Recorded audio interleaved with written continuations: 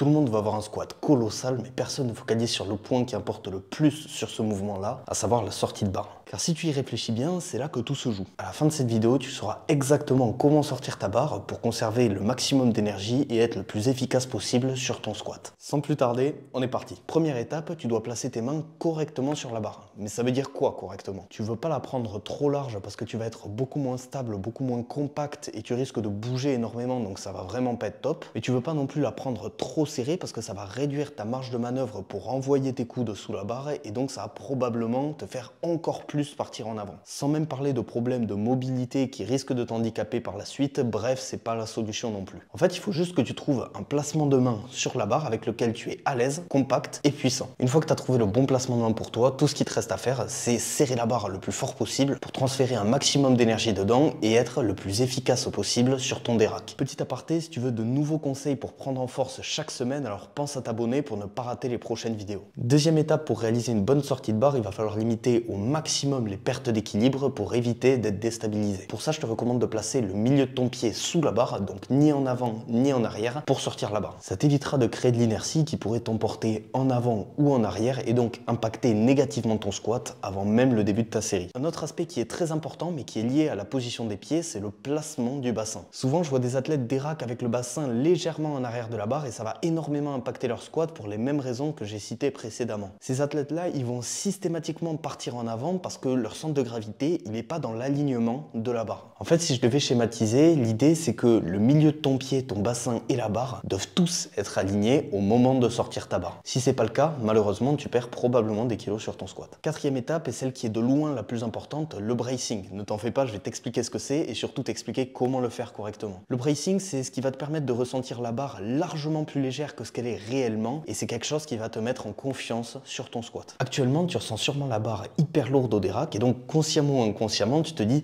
jamais je pourrais descendre avec cette barre, je viens de la sortir du rack, j'ai déjà l'impression que je vais mourir. Et cette sensation que tu as, c'est parce que tu ne sais pas brace efficacement. Pour faire simple, le bracing, ça va être ta capacité à maintenir une sangle abdominale compacte tout en augmentant artificiellement la surface de cette sangle abdominale. Pour effectuer un bracing efficace, il y a plusieurs étapes à maîtriser. Premièrement, vide un maximum d'air, ça te permettra de faire de la place pour l'air que tu devras accumuler plus tard. Deuxième étape, contracte tes abdos. Ici, je te demande pas de faire un mouvement actif de crunch, mais plutôt de serrer tes abdos le plus fort possible sans bouger ton corps. Si tu as du mal à visualiser, je vais te montrer avec les biceps parce que dans tous les cas, ça fonctionne avec n'importe quel muscle. L'idée, ça va être de le contracter sur place ou en tout cas de le mettre en tension sans aucun mouvement. Une fois que tu as vidé tout ton air et contracté tes abdos, c'est à ce moment-là que tu vas chercher à prendre un maximum d'air dans ton ventre pour être le plus compact et solide possible. Attention par contre à ne pas prendre ton air dans la poitrine. C'est une erreur qu'on voit très souvent et malheureusement, c'est pas quelque chose qui va t'aider. Souvent, cette erreur, on la repère assez facilement parce que l'athlète a tendance à lever les épaules au moment où il prend l'inspiration dans la poitrine. Tout ce que ça va faire, c'est artificiellement te rendre un petit peu plus grand, autrement dit l'opposé de ce qu'on veut sur un squat et surtout, ça te permettra pas d'optimiser ton bracing. Une fois que tu as pris ton bracing et seulement une fois que tu as pris ton bracing, on peut passer à la dernière étape d'un dérac efficace. Si tu es intéressé pour prendre en force rapidement, sache que je t'ai créé un programme gratuit de 4 semaines qui te permettra d'augmenter ton total dès le mois prochain. Je laisse le lien dans la description juste en dessous de la vidéo. Si tu es intéressé, tu as juste à cliquer dessus pour le télécharger. Cinquième et dernière étape pour faire un dérac parfait, c'est le concept de la mise en tension progressive. Pour ceux qui connaissent, c'est exactement pareil que le tirage de slack sur le deadlift. Si tu tires d'un seul coup sur la barre, non seulement tes lombaires risquent de ne pas apprécier, mais surtout, dès que tu vas décoller la barre du sol, elle va directement te ramener très très fort vers le sol. C'est le même principe au dérac. Si tu sors la barre d'un coup, le poids de la barre va te choquer, tes lombaires vont être impactés négativement, tu vas ressentir la barre ultra lourde et donc tu ne seras pas en confiance. A l'inverse, si tu pousses progressivement dans la barre jusqu'à ce qu'il n'y ait plus de mou et que seulement ensuite tu pousses fort dans la barre pour la dérac, à ce moment-là, tu vas ressentir la barre beaucoup plus légère et tu seras donc beaucoup plus en confiance, ce qui va te permettre de mieux performer sur ton squat. Petite étape bonus que je te rajoute parce que malheureusement tout n'est pas fini une fois que tu as sorti ta barre. Après, il te reste encore à reculer avec la barre et souvent c'est à cette étape-là qu'on perd énormément de force. Pour t'éviter ça, je te recommande de prendre le temps de stabiliser la barre une fois que tu l'as sortie du rack et de faire un minimum de pas pour te mettre en place. Si tu peux simplement faire 3 pas, c'est l'idéal. Enfin, je voudrais encore rajouter un dernier petit conseil bonus qui va grandement améliorer ton squat si tu t'entraînes sur un rack de compétition. J'imagine que ça t'est déjà arrivé de taper le rack en reculant pour te mettre en place sur ton squat.